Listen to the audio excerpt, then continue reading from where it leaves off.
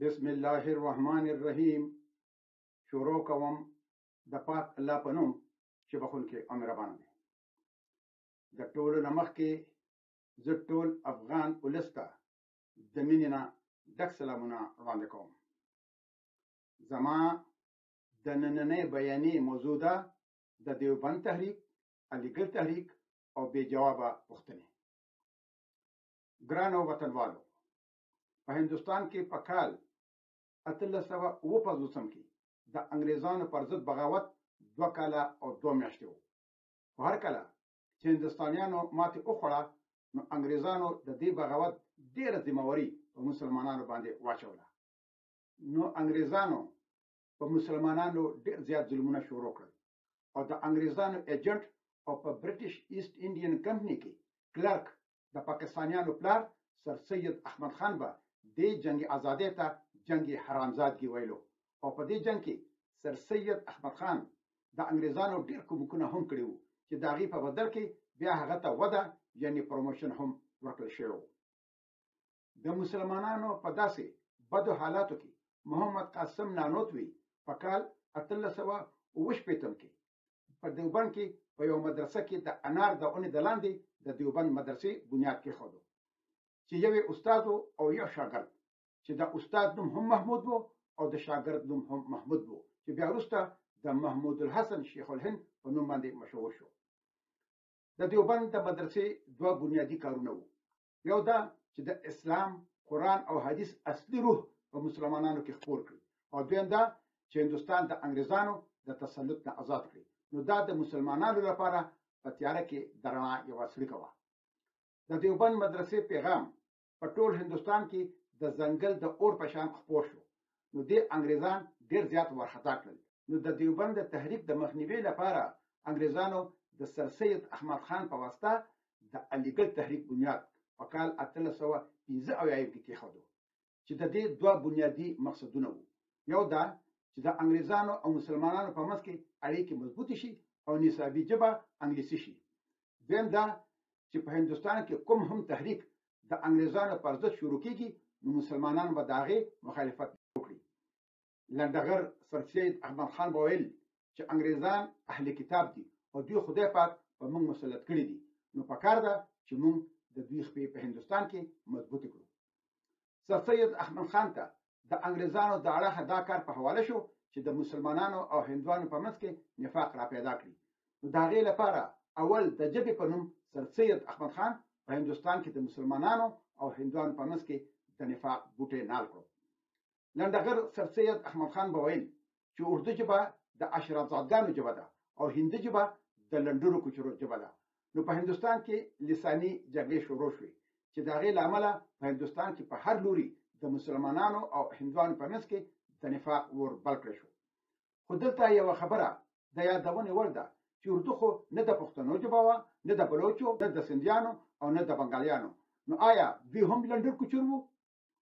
او بیا وروسته اردو هم هغه ژبه وه چې د هغې په وجه بنګالیانو د پاکستان د ازادۍ تحریک په هغه وخت کې شروع کړی و، چې کله په کال 1948 کې لنډغر جنا په ډاکا کې دا اعلان په انګلیسي ژبه کې وکړو چې اردو به د پاکستان سرکاري ژبه وي، حالانکه جنا له پخپله هم اردو ژبه نه ورتله. په دغه وخت کې په هندوستان کې د هندوستان د ازادۍ لپاره په ازادۍ مین خلکو ته یو سیاسي ګوند ته هم اړتیا پیدا شوه چې د انګریزانو نه د هندوستان د ازادۍ لپاره خپلې هلې ځلې شروع کړي. نو په 28 دسمبر کال 1885 کې په بمبئی کې د انډین نیشنل کانګرس ګوند بنیاد کېښودی شو.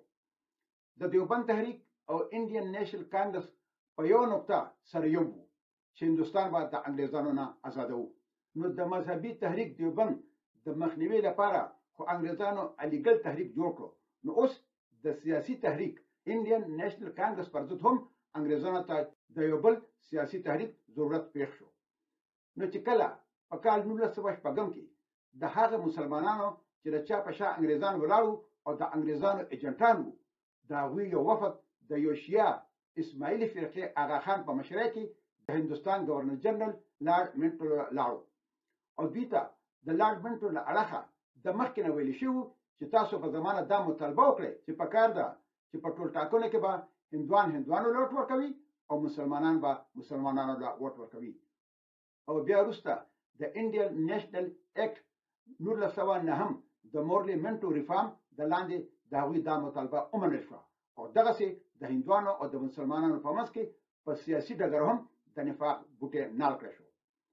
او په غونډه کې لارډ منټو دوی ته د سیاسي ګوند د جوړولو اشاره هم وکړه. او بیا هم په دغه وخت کې په کال 1906 کې په ډاکا کې د نواب سلیم الله خان په کور کې د آل انډیا مسلم لیگ بنیاد کېښودل شو او هم دغه شیعه اغا خان د مسلم لیگ اولنی صدر وټاکل شو. خو دلته یو څو ډېرې اهمې پوښتنې دي چې د هغې جواب د یو پاکستاني سره هم نشته. اولنۍ پوښتنه چې کله په کال 1906 کې د مسلم لیگ بنیاد کېښودل شو نو په 40 میلیونو مسلمانانو کې یو سني مسلمان هم نو چې یو شیعه اسماعیل فرقې کس اغا خان صدر وټاکلی شو. آیا دا د مسلمانانو پر ضد یو سازش نه و؟ دویمه پوښتنه د محمد علي جناح کورنۍ د کاټیاواړ هندوان وو چې بیا ګجرات ته هجرت وکړو او بیا شیعه مذهب قبول کړو. نو آیا دا یو اتفاق و؟ دریمه پوښتنه آیا امت مسلمه شیعه فرقې والا خلق مسلمانان بولي؟ څلورمه پوښتنه د سر علامه اقبال جذباتي شاعري د مسلمانانو په ګټه تماشې وه او که نه؟ هغه به ویل سارا جهان سے اچھا به هندوستا همارا، یعنې د ټولې نړۍ نه زموږ هندوستان ښه دی. پنځمه پوښتنه آیا دا د انګریزانو په ګټه وه چې یو متحده هندوستان پاتې شوی وي او که هندوستان په درو برخو کې ویشل شوی وي، هندوستان، مغربي پاکستان او مشرقي پاکستان؟ شپږمه پوښتنه د کشمیر ستونزه یو اتفاق او که یو سازش؟ اومه پوښتنه محمد علي جناح چې به ویل چې کشمیر د پاکستان شارک دی، نو آیا جناح د تقسیم هند په وخت کې د کشمیر د مهاراجا هری سنګ دا حق نو تسلیم کړی چې که دې د پاکستان سره شاملېږي او که د هندوستان سره، نو موږ ته به په هغې هېڅ اعتراض نه وي. اتمه پوښتنه آیا د 14 د اګست کال 1940 نه وروسته دوه قومي نظریه د هندوستان د مسلمانانو لپاره اوس هم داسې شتون لري لکه څنګه چې د پاکستاني مسلمانانو لپاره اوس هم هغسې شتون لري؟ نهمه پوښتنه د پاکستان مطلب څه دی؟ لا اله الا الله. نو آیا دا ناره صرف د ووټونو لپاره وه او که مسلم لیگ دا په رښتیا غوښتل؟ او که چېرته دا دې لنډغرو په رښتیا غوښتل نو بیا د پاکستان د قانون اولنی وزیر یو هندو جوتندرنات منډل د جناح لخوا ولې ټاکل شوی و؟ هغه به د لا اله الا الله د لاندې د پاکستان قانون مخ په وړاندې بوتلو؟ لسمه پوښتنه پاکستان د دنیا د ټولو نه لوی اسلامي هیواد و او د لا اله الا الله په بنیاد جوړ شوی و.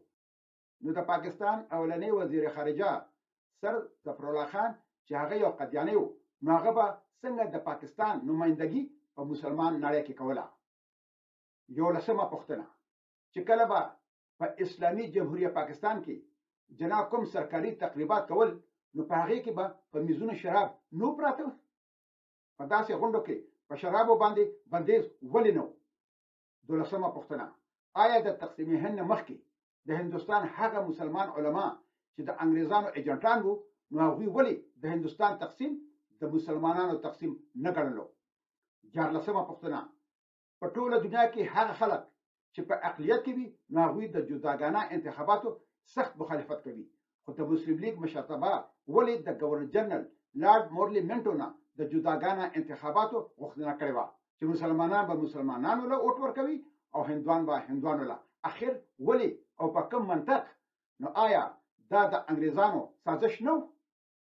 نو ګرانو پښتنو او بلوچ ورونو، د دې یوې پوښتنې جواب هم د جناح او لیاقت علي خان نه راواخله تر د اوسه پورې نه د چا سره و او نه اوس شته. مطلب دا چې د پاکستان جوړېدو بنیاد په دروغو ولاړ و او لا 40 کاله تېر شوي نه و چې د نیم پاکستان نه زیات د مشرقي پاکستان نه بنګلادیش جوړ شو او اوس د پښتنو او د بلوچو وار دی چې د پاکستان نه ازادي واخلي. خو ازادي اخیستل د بنګالیانو په شان د ټوپک په زور اخیستی شي، نو پکار ده چې موږ هم ټوپک ته لاس کړو او د پاکستان نه ازادي واخلو. ګرانو وطنوالو، چې کله دویم جهاني جنګ په کال 1945 کې پای ته ورسېد نو جرمني او جاپان بالکل تباه او برباد شوي او په ځانګړې توګه د جرمني نه خو کندرات جوړ شوي، خو خو په 15 کال کې په کال 1950 کې جرمني دومره اقتصادي پرمختګ کړی و چې هغه د جرمني د اقتصادي پرمختګ په تاریخ کې یو معجزه ده او اوس جرمني او جاپان د دنیا په اقتصادي پرمختللي هیوادونو کې شمیرل کیږي چې د امریکای او چین نه وروسته جرمني په 3 نمبر او جاپان په 4 نمبر دی. د مسلم لیگ بنیاد په کال 1900 کې کېښودل شو او 140 کال پس په کال 1939 کې ورله انګریزانو یو هیواد د پاکستان په نوم په رقبه کې ورکړو چې هغه د جرمني په شان د جنگ په وجه په کندراتو کې نو بدل شوی. خو آیا د مسلم لیگ مشرانو د پاکستان د پرمختګ لپاره په دې 140 کال کې څه پلانونه درلودل؟ پاکستان خو خپل سالمیت هم برقرار ونه ساتل شو او په 40 کال کې د نیمه زیات پاکستان له لاسه ورکړو. د پاکستان اقتصاد د بهرنو مالی ادارو لکه د IMF، ورلد بانک، ایشین ډیولپمنٹ بانک او داسې د نورو مالی ادارو پر رحم و کرم باندې ولاړ دي او دا ټولې ادارې د امریکای په کومک باندې ولاړ دي او دغه سی به پاکستان د تل لپاره د امریکای په غیر مستقیم ډول غلام وي او د امریکای په یو ټلیفون باندې د پاکستان ټول سیستم لمنځ نه ځي. د پاکستان په جوړېدو کې خو مسلمانانو خپل قیمت ادا کړو چې د ځوانو جنکو مخکې به د هغې مور او پلار ورونه او خاوندان قتلېدل او بیا به د هغو جنکو د ناموس سره اجتماعي طور لوبې کېدلې. نو آیا د مسلم لیگ دې لنډغرو ته پته نه وه د مسلمانانو سره څه کېدل؟ او که دې لنډغرو ته پته نه وه نو بیا دې مشرانو خپله ایجنډه نه بلکې د انګریزانو ایجنډه مخ په وړاندې بوتله او که دوی ته پته وه نو د هغې بدبختو له مخنیوي لپاره د دوی سره څه پلانونه وو؟ بالکل نه.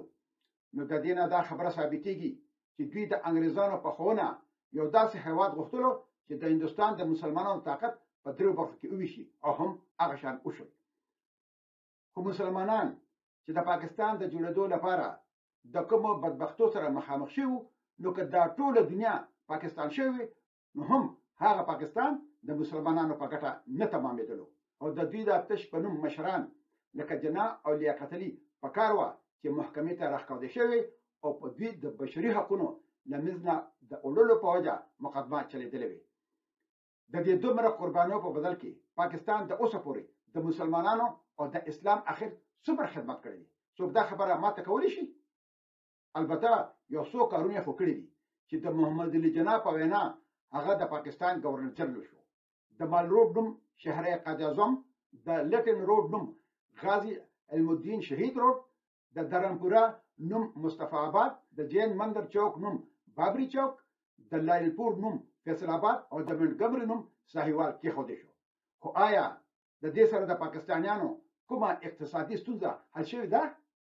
خو دا یو حقیقت دی چې عام ولس د مسلم لیگ د دې لنډغرو د لاسه د خپلې تباهۍ او بربادۍ نه پرته بل هیڅ نه دي لیدلی. سیاسي طور خو د پاکستان دا حال دی چې دا واحد یو داسې عجیبه هیواد دی چې د فوج مشر د پاکستان د یو نوکر په توګه د پاکستان صدر هم پاتې شوی دی او وزیر اعظم هم. او خواوشا 30 کاله د پاکستان فوج په مستقیم ډول او 9 کاله په غیر مستقیم ډول د پاکستان د نن او د سبا مالکان دي. او چې د دښمن سره د جنگ خبره راشي نو بیا دا فوج 93,000 پتلونونه د بویونو نه ډک په ډاکه کې پر اسکورس ګراوند کې پرېږدي. د کال 1902 نه پس هر کال د 14 د دسمبر ورځ پاکستان د ټراجېډي په توګه باندې یادوي خو د بنگلاديش ولس د جشن آزادۍ په توګه باندې لمانځي. لکه څنګه چې د هندوستان اخرنی وایسرای لارډ ماونټ بیټن په کال 1969 کې ویلو چې مغربي او مشرقي پاکستان به د 15 کالو نه زیات یو ځای پاتې نشي. نو دا خبره لیری کولن په خپل کتاب فریډم اټ میډ نایټ کې هم لیکلې ده. حالانکه 15 کاله لا پوره شوی نو چې پاکستان په منځ اوښلیدو او روان دي نور به هم شلیږي ان شاء الله. خو د حیرانتیا خبره خو دا وه چې لارډ ماونټ بیټن خو د دې سیمې کس نه و، هغه د لږ وخت لپاره دلته راغلی و او هغه ته دا پته وه چې مغربي او مشرقي پاکستان د 15 کالو نه زیات یو ځای نشي پاتې کېدی او جناح خو د دې سیمې کس و او د انګریزانو ډېر پوخ جاسوس و او د هندوستان د مسلمانانو نمایندګي هم کوله. نو هغه ته ولې پته نه وه چې پاکستان به په 15 کاله کې روانېږي او چې کله او مشرقي پاکستان کې د بنګالیانو قتل عام شروع او د هندوستان نه په کال 1930 کې را تښتېدلي بهاریانو او داسې نورو کسانو به د پاکستان د فوج مرسته کوله. خو چې کله بنگلاديش جوړ شو نو هغه ټول تر د اوسه پورې په خیمو کې د ځانورو نه بدتر ژوند تېروي، خو پاکستان یې نه پرېږدي چې پاکستان ته یې راولي. خو دا خلک د دې مستحق دي. دوی ولې په کال 1930 کې د خپل پلار نیکه وطن هندوستان سره غداري کړې وه او پاکستان ته راغلي وو؟ دوی ته پته نه وه چې د پاکستان هېڅ راتلونکی نشته؟ او بیا چې کله په مشرقي پاکستان کې مکتي باهني د پاکستان نه د ازادۍ جنگ شروع کړو نو دې بهاریانو له پکار وو چې د پاکستان پر ضد دوی د مکتي باهني مرسته کړې وي. ولې دوی ته پته نه وه چې پاکستان خو د هندوستان د مسلمانانو لپاره یو ځان له هېواد جوړ شو؟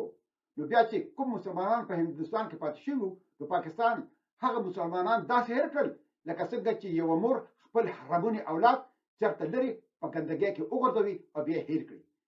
او چې څنګه په کال 1945 کې د پاکستان فوج په ملکي جامه کې په کشمیر ورننوتلو نو چې جنګ ختم شو نو پاکستان خپل کسان د کشمیر نه راوستل، خو چې کومو کشمیریانو د دوی مرسته کړې وه نو هغوی د هندوستان په روح مکرم باندې پرېښودل.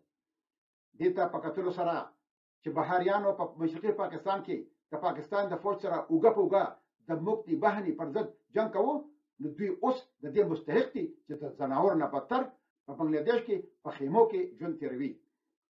او د دې نه پرته د دې بنګالیانو بله بدبختي دا ده چې کوم بنګالیان د پاکستان د روانېدو نه مخکې په کراچۍ کې اوسېدل او هم دلته پیدا شوي وو، خو د پاکستان د کورونو چارو د وزارت لاندې د نادره چې کومه اداره ده نو د هغې د لاسه د هغوی سره ډېر بد سلوک کېږي او د غیر ملکي کسانو په سترګه ورسره برخورد کېږي. نو څه شوه د پاکستان دوه قومي نظریه چې قومیت د مذهب په نوم جوړیږي نه چې د وطن په نوم.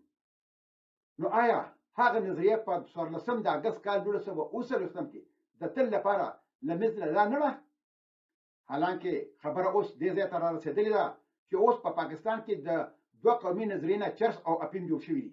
څوک یې نوم هم په خولې نه اخلي، خو چې کله ناکله ورته ضرورت پېښ شي نو بیا د قبر نه سر راپورته کړي. ګران وطنوالو، اوس په لیل لاس پارم، تل دې وي پښتو، تل دې وي پښتونولي او تل دې وي د اباسین او د مارګلي د غرونو نه تر د امو دریا پورې زمونږ د پلار نیکه ګران خوږ ګلالې او ګل ګلزار وطن لوی افغانستان. د ازادۍ په هیله مشال خان ټکر.